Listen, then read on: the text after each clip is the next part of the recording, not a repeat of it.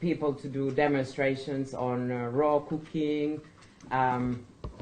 We had several friends being brought over as well for those classes. And she was vegan because of her, she was very compassionate towards animals. As you're aware, Latifa was in prison from 2002 because of her previous attempt to escape from UAE.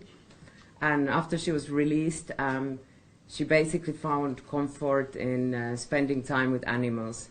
So she used to go to the Maktoum family stables and spend time with horses because she didn't feel like she could trust humans at that point of time.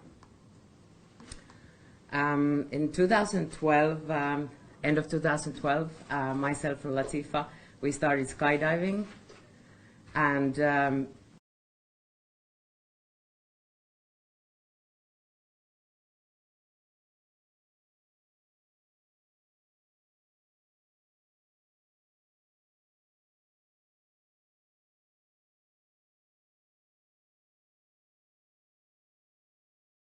that when Latifa packed up her things to leave Dubai, she had very few items of sentimental value that she wanted to take with her. Like they would fit in a very small bag, and this was to show that she had no attachment to her life in UAE, and also it would show that she was very desperate to leave UAE. So over the years, Latifa also did so many things for me, and so when she finally asked me to help her for her escape, I didn't hesitate. I was willing to risk my life for her, because for me she's like my family. She was the reason I was in Dubai for the last 7 years. So going to more towards when we were on the boat. So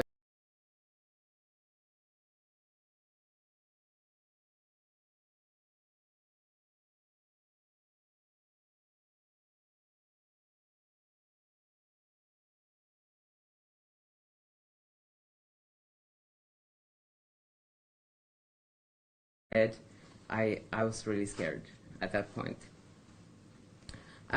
The most terrifying moment of that ordeal for me was probably being taken outside and pushed towards the railing. My head was pushed towards the water, and I was told that I would be shot. I was told to close my eyes, and they said, "Take your last breath, we will shoot your brain out." There was multiple guns pointing at me, and I thought, that's it.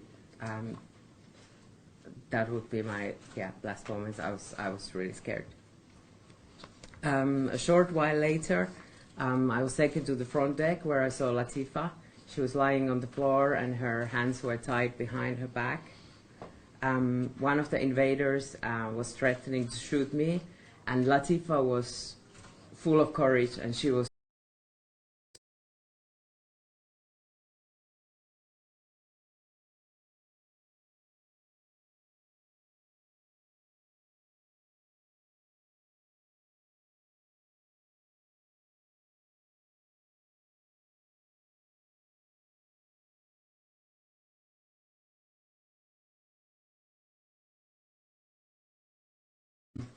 I could see that our boat was escorted by 2 Indian Coast Guard ships, and I was told we're headed to UAE. At that point, all our phones and other communication devices were obviously confiscated. Around 6 to 7 days at the sea, after that we arrived in UAE, where I was handcuffed and blindfolded and taken into something they would call state security facility, where the likes of ISIS would be kept. So I was taken through the admission procedures, medical checkup, mug shots. After they asked me to sign a prisoner form, and I just broke down. I thought, oh, I don't see a way out from this situation. Straight after that, they started with the interrogation, which went on for hours and hours. I was threatened with the death penalty, and in a better scenario, I would be looking at a life.